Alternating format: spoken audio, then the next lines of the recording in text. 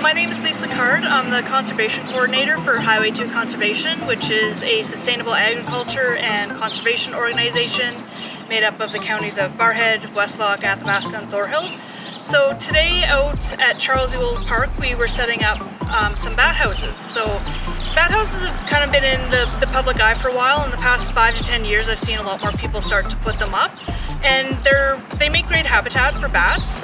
What's especially important though is that they can be used to create habitat for bats. So bats normally need areas close to waterways and where there's lots of natural trees for them to select their roosts. So sometimes that doesn't always happen. So in areas where there's been shelter belts taken out or areas where you have to take down old trees because of safety issues, you're removing bat habitat. So if we can put up bat houses to replace that, or even just create habitat where it doesn't exist naturally, so like around dugouts where there's not usually a lot of trees, or in places like towns or in that park where there doesn't happen to be any old trees, it works out really well. So it creates bat habitat, it creates somewhere for them to roost, because bats aren't like birds, they don't create nests, they need to have habitat available for them. So that's why we put up those bat houses at Charles Yule, because it's a great habitat for them naturally beside the waterway, the Paddle River, but there wasn't any roosting sites for them. So hopefully in the next couple weeks when the bats return, they'll take initiative and take up shop there.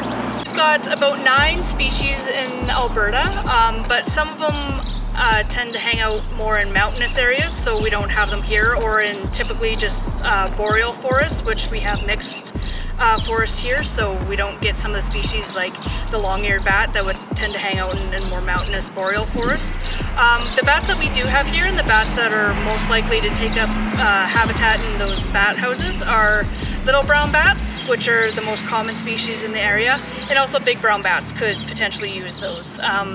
If I had to take a guess on what species we're going to get there, it would be little brown bats, which is actually important because those bats are listed as endangered federally. So if we can give them more places to roost and raise their babies, I think that's really important. So bats are actually really beneficial to both our ecosystem and our economy. So they'll do everything from mosquito control to pest control for agriculture and forestry. And I think mostly for the park and the area in the town of Barrhead, mosquito control is really important. Nobody likes mosquitoes, so the females that'll be roosting in those bat houses can eat thousands of mosquitoes every night. So if we get a couple hundred bats in those bat houses, think of the mosquito control that we have. So I think the residents around the park will definitely appreciate that. And the bats do have a range of about 2 or 3 kilometers, so they will be moving around the town. But yeah, I think in the area of mosquito control is really, you're going to see a difference with the mosquitoes around the river for sure.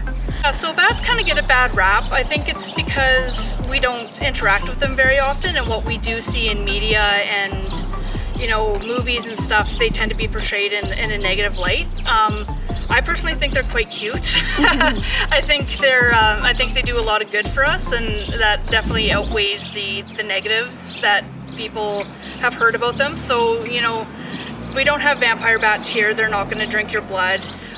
There's been some misconceptions about COVID and how that kind of came to be, and so we don't have to worry about getting COVID from bats. They're not going to suck your blood. They're not going to fly in your hair. That's another myth that you often hear about.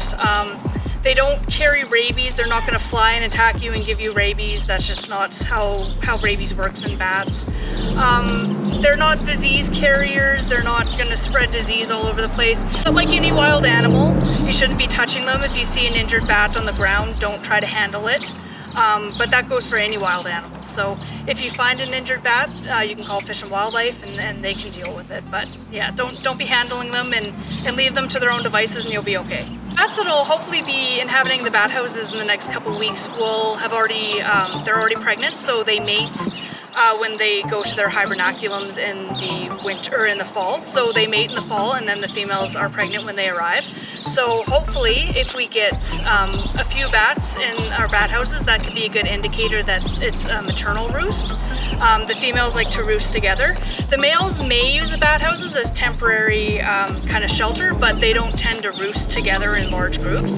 So if we're seeing in the next couple weeks that we're having 20, 30, 40, even a couple hundred bats, that might be a bit ambitious for the first year, but if we do get some bats in numbers in the spring, that's a good indication that they're females roosting together and going to raise their young. So there's a couple ways that we can tell whether that's actually the case or not. So we can do emergent counts in the spring and count how many bats are there, and then we'll do an emergent count around mid-July when the babies start flying. And if we get higher numbers, then that's an indication that it is a maternal roost. And that's what we're aiming for, because it's the females that tend to eat more mosquitoes than the males. Not that the males don't eat mosquitoes, but the females need a lot of energy to raise their young and produce milk. So if you want the females more than the males. Sorry, guys.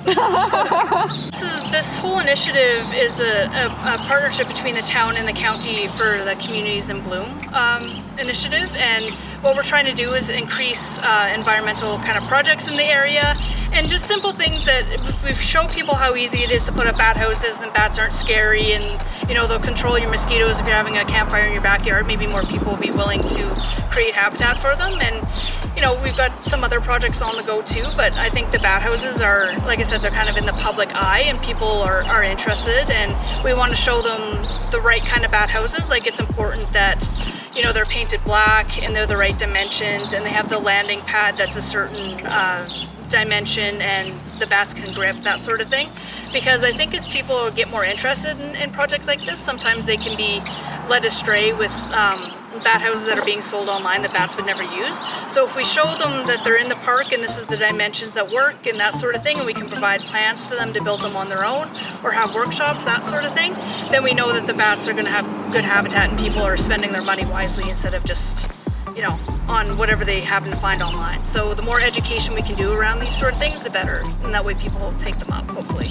Yeah, so if people are interested in bat houses, they can always contact me. They can get my information through the county, or however you want to look me up. Highway2conservation.com is my website where all my information is. Also on Facebook. And they can just shoot me a message, or they can give me a call or a text, and I can provide them with the bat house plans for what we put up in the park, and I can give them advice on where to place them, because that's another important thing. You can build the best bat house in the world, but if it's not placed somewhere that they don't like, they're probably not going to use them. So yeah, there's certain things around it. It's a little more complicated than just setting up a birdhouse. There are specifics to what bats like and don't like. So if people are interested in putting up a bat house or building a bat house or even buying a bat house, I can send them to places that are selling the right ones and stuff, and then they can always give me a call, and I'm more than willing to come out and check out their site where they want to put it up and give them advice or talk to them over the phone, whatever they're comfortable with. And yeah, that's part of my job, and I love doing it. So I can talk bats for hours on end. So if they give me a call, maybe set aside 20 minutes or so, because it might be a long conversation.